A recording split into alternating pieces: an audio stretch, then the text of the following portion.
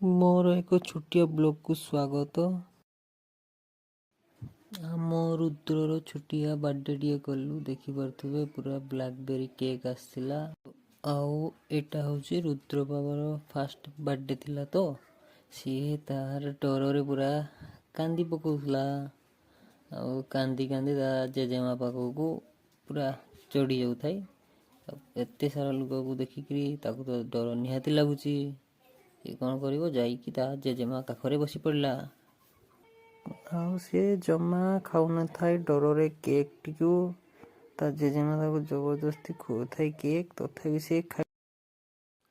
ତାପରେ କୁନି କୁନି ଛୁଆମାନେ ଦେଖିବେ ତାଙ୍କର ପୁରା ହସ,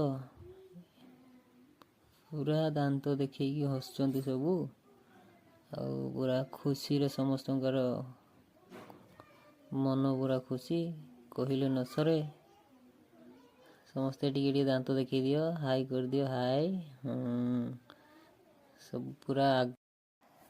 ସବୁ ପୁରା ଦାନ୍ତ ଦେଖେଇକି ପୁରା ବାର୍ଥଡେ ପାଇଁ ଆଗ୍ରହ। ଏଇଟା ଭଉଣୀ ଛୁଆ ଗୋଟେ ବସିଛି, ଭଉଣୀ ଛୁଆ ସବୁ ମୁହଁ ଦେଖାଉନାନ୍। ଇଏ ଟିକେ ମୁହଁ ଦେଖେଇଲା, ଦେଖା ଦେଖା। ତାପରେ ଇଏ ଦାନ୍ତ ଦେଖେଇ ଦେଲା, ତାର ଦାନ୍ତ।